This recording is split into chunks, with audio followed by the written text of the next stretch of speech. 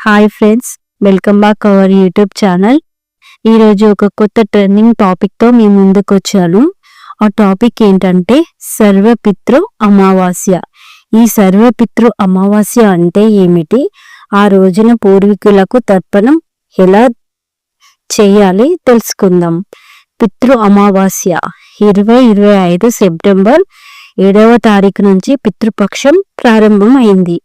ఈ సమయంలో పూర్వీకులు చేసే శ్రద్ధ కర్మల ఫలాలు ఏడాది పొడవునా మన కుటుంబాలకు తోడుంటాయని పెద్దలు చెబుతుంటారు.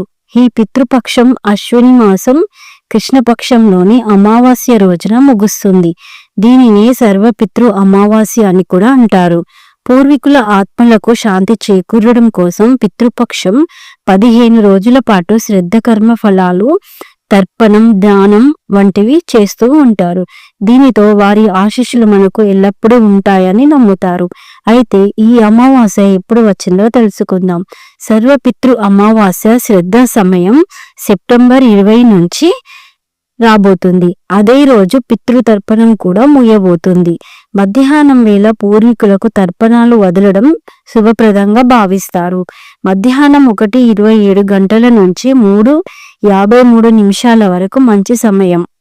అమావాస్య అనేది పితృపక్షం చివరి రోజు. ఈ రోజున పూర్వీకులు మన కోసం ఎదురు చూస్తూ ఉంటారని పెద్దలు చెబుతుంటారు.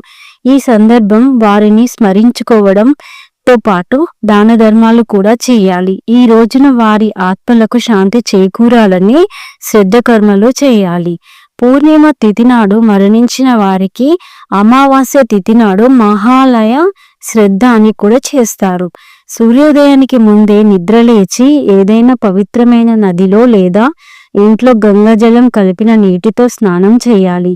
ఆ తరువాత శుభ్రమైన వస్తువులు ధరించి ఒక కుండలో నీరు తీసుకొని అందులో నల్ల నువ్వులు, బార్లీ మరియు కూష కలపండి.